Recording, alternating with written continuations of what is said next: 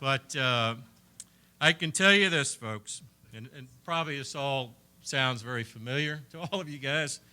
The one quality that Mark has that's extremely important in coaching, he has extreme loyalty. I mean, and you got to have that. You can't have an assistant coach out bad-mouthing you in the community or, we didn't win every game we played, and no team does. And times get tough. People start to question the head coaches and so forth. Mark was extremely loyal, and he's been a loyal friend for 30 years. We have shared many moments together.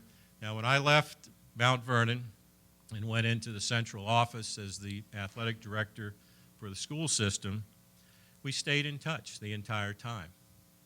And a lot of you don't know this, but I was on the Robinson sidelines back off in the distance for many games because I was kind of living my football life again through the Robinson teams. And it was exciting to see that brand of football. And you know what it is. You just kick their ass on defense and you run the ball. And, and it's a great formula. It works. But, Mark, you've done a great job. And I'm happy that I'm here to be at this event. You've done a great job. And the biggest thing out there is you have worked with and influenced a tremendous amount of people in a very, very positive way. And they're here tonight, to see you and honor you. And I know that there's probably some other plans. We haven't talked about them yet. Mark usually has his Bruce Patrick chats every now and then. And but I know whatever you decide will be, really a smart move and something you really want to do. So, okay.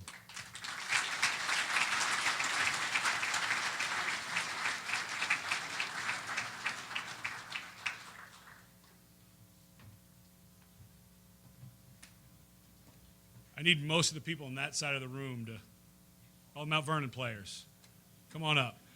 You know what, if you threw shot and discus for Coach, I think you can come up too.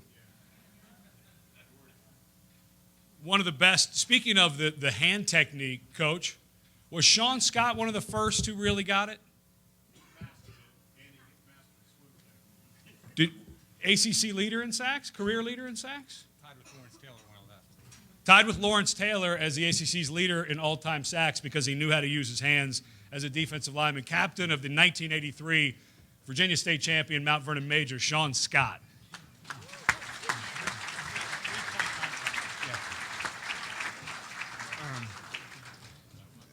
First of all, it's an honor to be up here and a privilege. And I'm going to kind of represent this group right here because this was the early days. This was the fresh Mark Bendorf. And he, straight out of Virginia Tech with that Blacksburg mustache, and that black Corvette, and full of it. I mean, it was, and we, I had a good conversation with Coach Patrick, and it just tapped into so many great memories. And it really was right place, right time. And there's lots of words that people will use to describe Coach Bendorf, and the one word that I come up with is passion. And the secret to his passion was it was contagious. He had a way of his passion to spread, and it definitely took a grip in my life. And I think one way I'm going to kind of describe how he affected this team here is I'm going to just give you my story, and I'm sure everyone has a similar story, similar to that, and all y'all can hear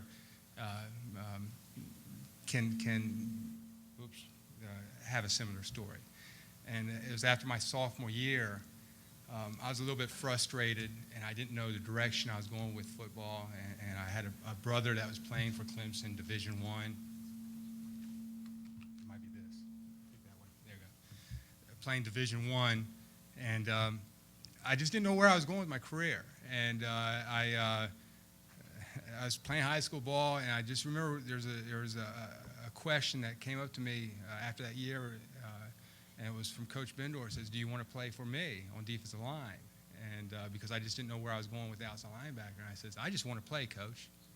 And that was a life-changing decision, because when I went to defensive line, I bought into Coach Bendorf real quick. I bought into his passion.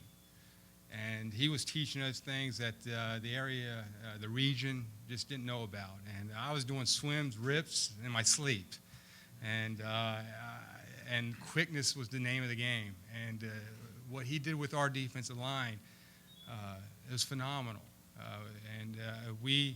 I still remember those pre-game talks, and I can remember like yesterday how you got to be passionate everything you do, from your practice, from your games, to give it your best, and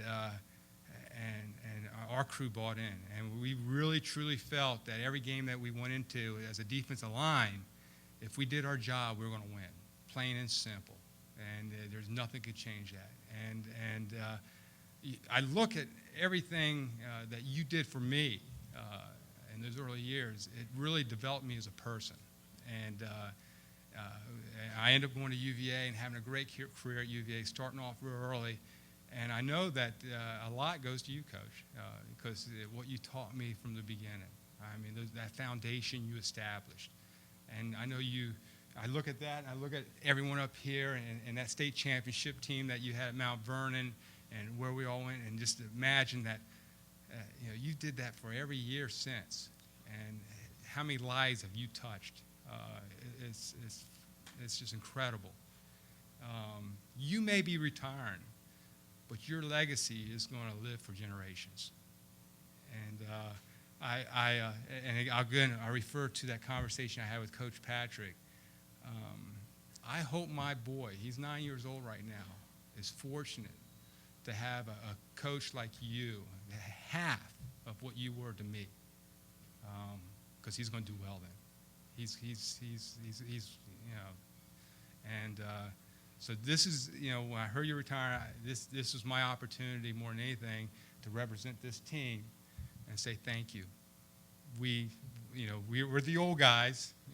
We'll take you youngins on, bring it on, but we're the old guys, but we don't forget, and we're very appreciative of your dedication and your passion. Thank you.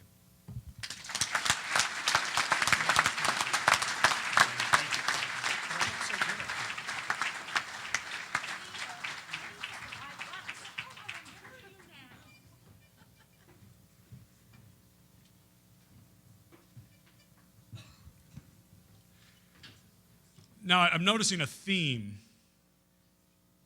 Is that because, Dan, you put this together, that Robinson goes in the middle of Mount Vernon? Because it's not chronological. Right? Yeah, I don't know. Well, the next guy who's coming up actually wore that helmet and coached guys in that helmet. Steve Francis has played and coached with Mark Bendorf for almost 20 years. I'm stretching it a little bit there. But Steve, I think it'd be great for you to come up and talk about the experience of being yelled at as a player and then being yelled at as a coach.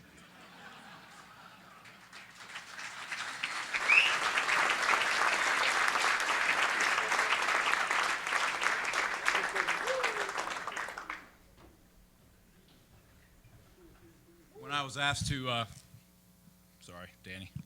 When I was asked to come up here and speak, to say the least, I was honored and humbled, knowing the company that Coach has been involved with for so long.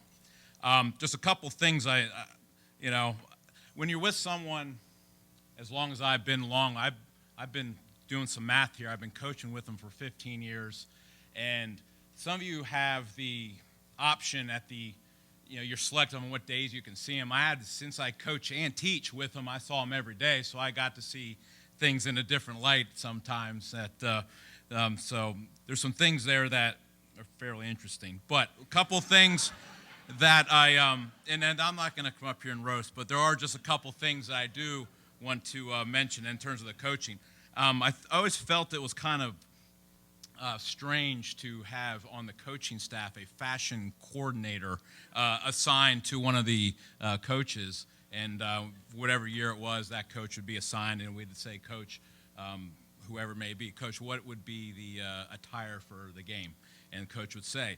And, you know, I kind of never really sank in why Coach Bendorf didn't give us the prescribed uniform. And then the one day we were playing, oh, my Lord, it was a big game. It was a regional playoff game.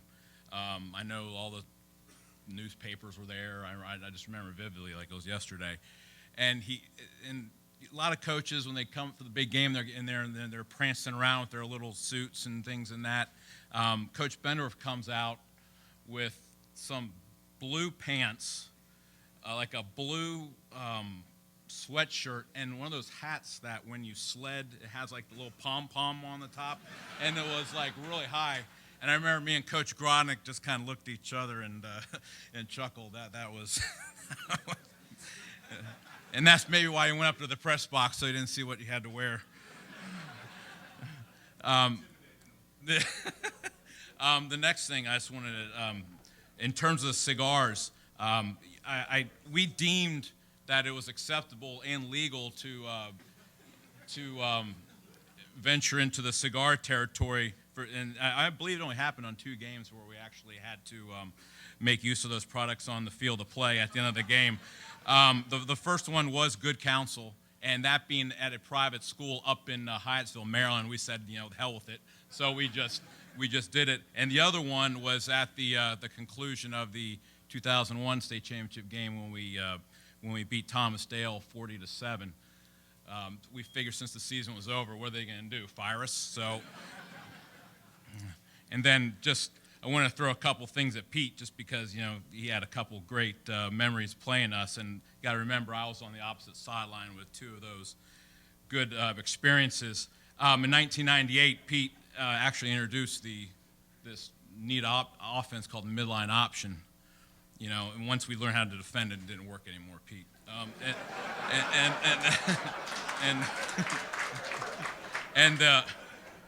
But I will say the 2002 game, that was an incredible game. 2 great teams. Yeah. We just took you lately, that's all. I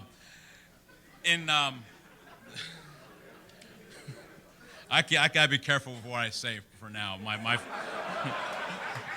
My future actually depends on it.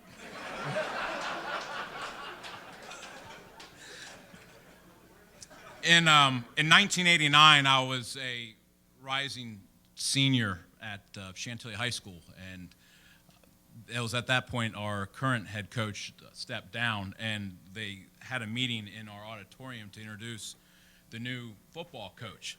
And are there any Chantilly guys here? No? I know we had a couple.